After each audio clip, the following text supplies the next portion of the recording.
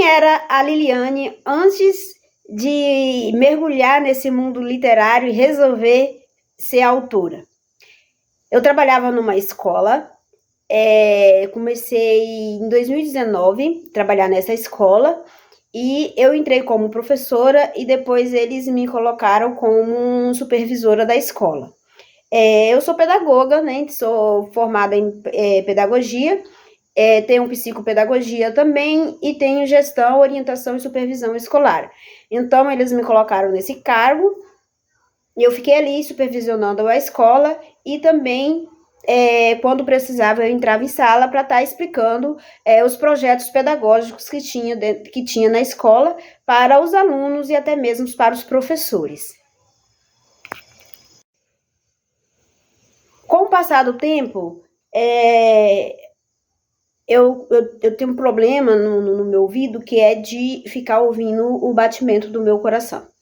E isso foi aumentando, né? E eu peguei e comecei a procurar ajuda médica e nada se resolvia. Até que, quando estourou a pandemia,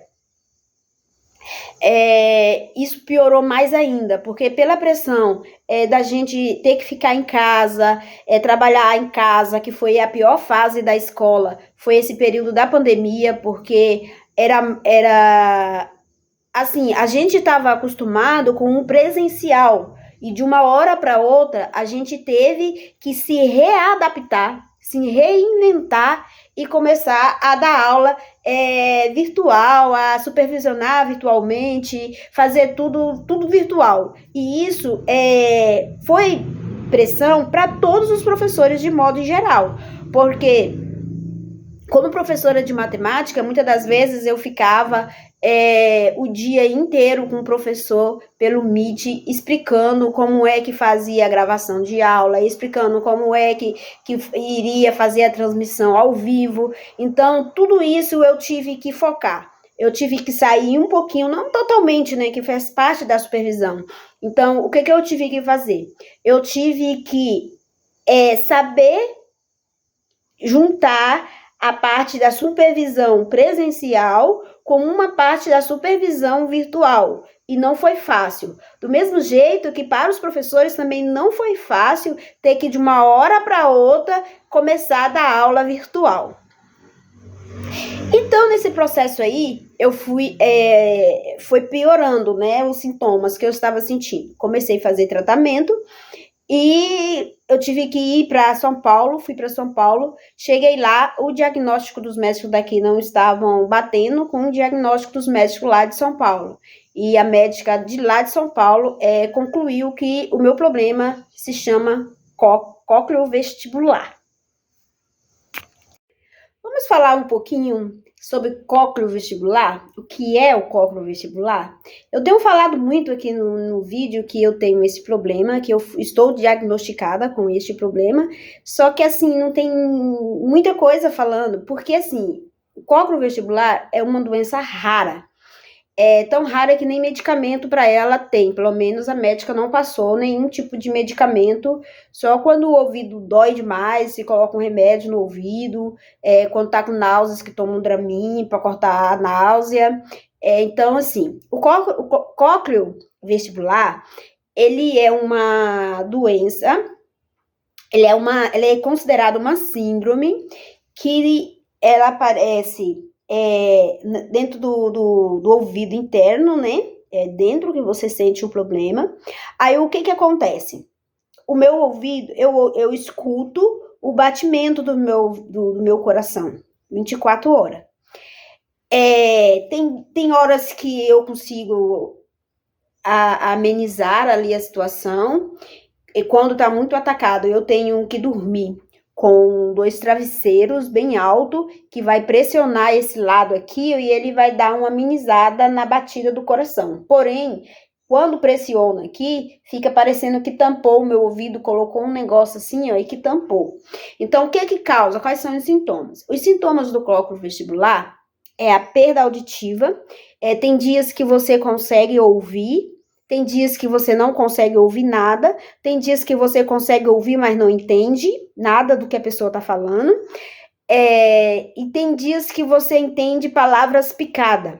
Isso se chama, palavras picadas, sim, a pessoa fala, que nem fala assim, hoje o dia está chuvoso, você entende o hoje e chuvoso, você faz associação e consegue entender o que a pessoa falou. Isso se chama audição flutuante. Então, a minha audição está flutuante.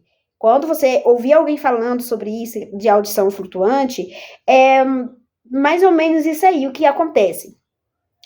Então, eu tenho a audição flutuante, que está associada à perca auditiva, tenho náuseas, tem dias que eu não consigo comer, essa semana mesmo, eu não tô conseguindo comer, que eu começo a colocar a comida na boca, eu já sinto aquela vontade de jogar ela para fora. Então, aí tem a falta de apetite, náuseas, e qual outro que eu tenho que... Não, a vertigem, a tontura, que é uma das coisas também que eu não posso esquecer de falar para vocês. Então, o cócleo vestibular, ele vai dar perda de audição ou flutuação na audição, náuseas, vômitos, às vezes até vômitos, e tontura. Tem algumas outras coisas, né? Esses sintomas podem aparecer junto ou isolado. Às vezes a pessoa vai escutar somente o zumbido no ouvido, e às vezes a pessoa vai ter somente tontura, às vezes a pessoa vai ter somente náuseas, ou seja, ela pode aparecer junto ou isolado. Eu fui premiada de ter todos eles, né? Mas só continuo fazendo tratamento. Tem dias que tá tão ruim que eu tenho que ficar deitada, eu tenho que ficar quietinha. No dia que eu escrevo o meu livro, no outro dia eu já não consigo fazer nada.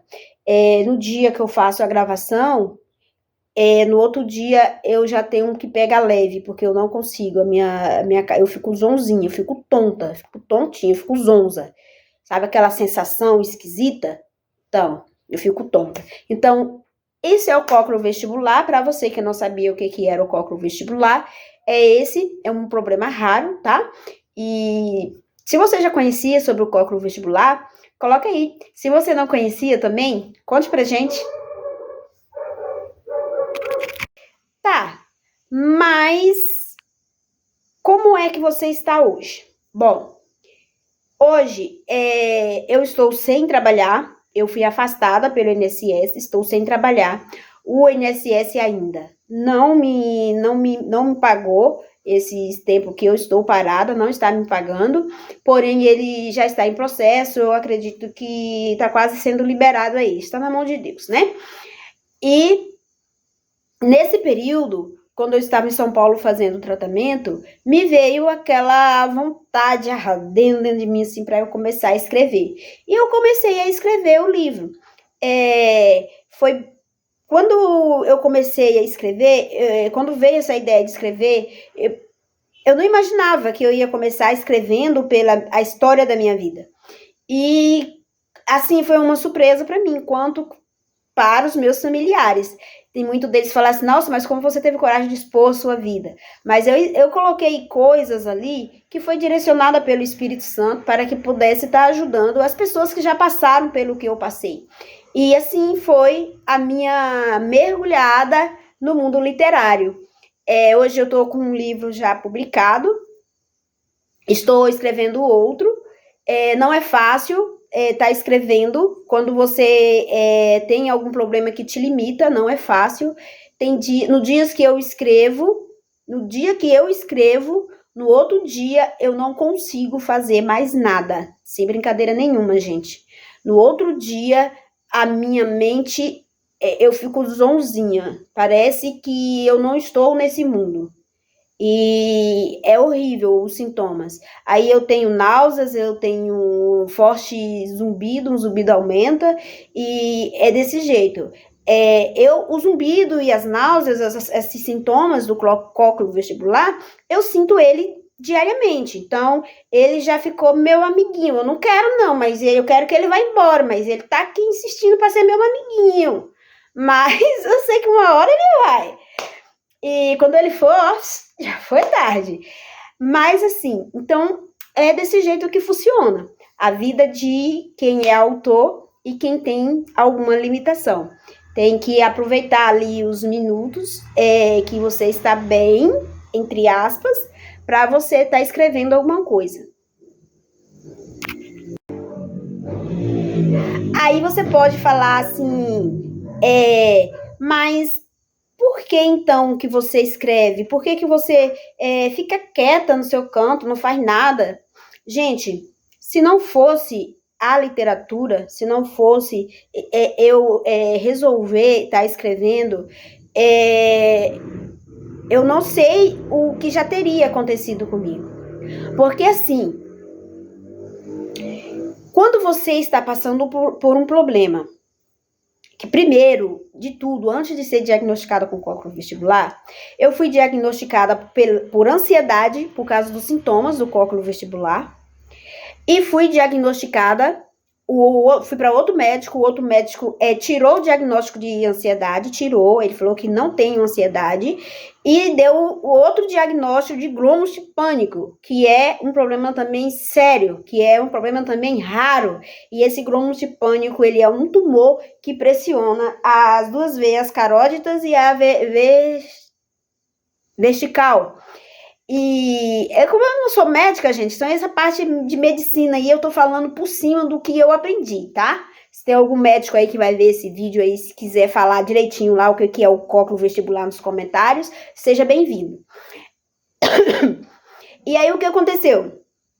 Então o outro médico veio com esse diagnóstico e falou que aqui no meu estado não tinha tratamento. Então eu fui para outro estado. Quando eu cheguei lá no outro estado, fiquei na casa do meu irmão, me atenderam super bem, minha irmã, minha cunhada, meu sobrinho, agradeço muito a Deus por eles, e eu fiquei lá e essa médica veio e desfez o diagnóstico daqui, ou seja, eu não tinha ansiedade e já tinha tomado remédio para combater a ansiedade por uns 2 anos, quase 2 anos, se eu não estou enganada, e cálculo vestibular, que eu também estava tomando remédio para o cálculo vestibular. Então, esses medicamentos aqui, fortíssimos, para combater tumor, foi tirou fora. Não, você não tem cálculo vestibular, você não precisa tomar esses remédios. Ou cálculo vestibular, não, gente, desculpa. Você não tem gromos de pânico, então você não precisa tomar esse remédio. E fiquei com o cálculo vestibular. O cálculo vestibular, segundo a médica, a tendência é eu ficar surda de vez, perder a audição completamente. Ela vai parar de ficar flutuante e eu vou perder a audição. Segundo a médica, segundo o diagnóstico dela que ela me falou, ok? Então, assim, se eu não tivesse achado uma válvula de escape para me manter de pé, eu acho que eu já teria me entregue para o problema, estava deitado numa cama 24 horas, acho que eu já tinha até morrido já, porque já tinha entrado depressão, já tinha entrado um monte de coisa. Mas aí você fala assim, mas como assim entrar depressão, entrar ansiedade? Você diz todos os vídeos que você faz, você fala de Deus, você fala de transformação, você fala disso, você fala daquilo. Sim, gente, eu falo e vou continuar falando sobre Deus, sobre transformação, sobre ser grato, sabe por quê? Porque eu penso assim, na vida, todo mundo vai passar por problema. A diferença é como você quer passar o seu problema. Eu não aceito passar o meu problema deitado numa cama se eu ainda tenho força para levantar e fazer alguma coisa. Mesmo que eu esteja sentindo os sintomas, eu tô aqui gravando esse vídeo, mas eu tô enjoada, eu tô... minha cabeça tá zonza, eu sinto uma pressão na cabeça, é como se fosse explodir tudo, assim, e assim... Eu estou gravando, eu estou rindo, eu estou brincando, mas não é brincadeira, o negócio é sério. O negócio é sério. Aí as pessoas vê os vídeos, vê as publicações, vê as coisas que eu faço e muitas das vezes fica criticando. Por que ela faz tudo isso então? Porque se está prejudicando, se prejudica, por que ela está fazendo? Gente, estaria prejudicando mais ainda se eu tivesse me entregado. Eu resolvi passar por esse problema. Não me entregando. Eu vou buscar o Senhor, eu vou ler a Bíblia, eu vou escrever, eu vou, se tiver que fazer algum vídeo, eu vou parar o dia para fazer um vídeo. Então, essa é a minha válvula de escape. Eu escolhi não me prostrar. Eu escolhi viver. Eu escolhi ajudar as pessoas. Então, se essa é a minha missão na Terra, se esse problema veio para que eu pudesse me despertar de uma maneira diferente, para que eu pudesse estar ajudando os outros, que assim seja feita a vontade do Pai. Que a hora que ele pensar assim, já tá bom, ela já aprendeu a lição, tá liberada do problema. Você tá curada. Eu só preciso de uma palavra do Pai. Eu só preciso de uma palavra do Mestre. Na hora que o Mestre falar, chega, tudo vai se acabar. Eu vou voltar para minha escola, eu vou começar a trabalhar, eu vou ver os meus alunos, que eu estou morrendo de saudade do ambiente escolar. Você não sabe o que é a pessoa amar o que faz e não poder fazer aquilo que ama. Eu sou professora, eu sou supervisora, eu gosto do que eu faço. Eu nasci para isso. Quando eu era criança, eu brincava de escolinha, eu era professora, eu era psicóloga da escola, entendeu? Então, assim, eu me formei na área em que sempre eu quis ser. E eu estou aqui em casa. Então, o que acontece? Eu aproveito esses momentos para estar ensinando alguma coisa para vocês, para estar passando algumas coisas para vocês, justamente por causa disso. Eu não posso ensinar lá na escola, mas se eu conseguir fazer um videozinho de 6 minutos, de 5 minutos, de 1 minuto que seja, de 30 segundos que seja, e vocês conseguirem absorver aquilo que eu quero passar para vocês, a minha vida já vai ter feito sentido. A minha vida já vai ter feito sentido. Então é isso aí, gente. Espero que vocês tenham entendido. Fiz um videozinho de várias sequências. Se você tá assistindo esse vídeo aqui e não tá entendendo o que eu tô falando, dá uma olhadinha lá no feed que tem a sequência das gravações.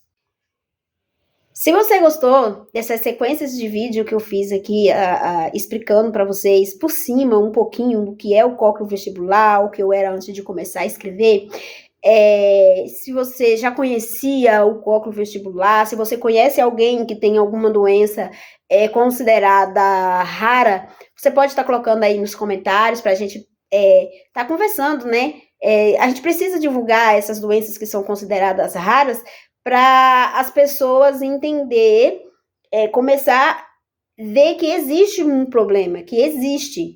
Não é frescura da pessoa, não é coisa da cabeça da pessoa, existe o problema. E muitas das vezes a gente está passando por vários problemas por ser raro. Os médicos formou não sei quantos anos para aprender todos os tipos de doenças, gente, mas eles não são Deus. Eles não são Deus. Eles têm os erros deles, eles têm os momentos deles. Não é todos os tipos de doença que eles vão saber. Então, por isso que muitas das vezes dá muito erro no diagnóstico, porque aquele sintoma daquela doença está parecendo com o sintoma de uma doença que ele já estudou. Porém, não é aquela doença que ele já estudou. É uma outra doença que está surgindo. E se você prestar atenção ao seu redor, a cada dia que passa, está existindo vários tipos de doenças diferentes que a gente não consegue pronunciar nenhum nome. Mas isso tem uma explicação para isso. Se a gente for ler lá em Mateus 24, que vai estar falando sobre os princípios das dores, a gente vai começar a entender. Vai começar a entender. Porque a volta de Jesus está próximo e as coisas estão acontecendo de uma maneira tão assim rápida que a gente não está entendendo mais nada. A gente simplesmente está vivendo, está indo, está sendo levado. A gente não está conseguindo entender mais nada. Então, dá uma olhadinha lá em Mateus 24 e veja cada sinal que tem lá para você ver se realmente hoje não está acontecendo no nosso mundo. Então, beijo, pessoal. Até a próxima. Espero que vocês tenham gostado dessa série.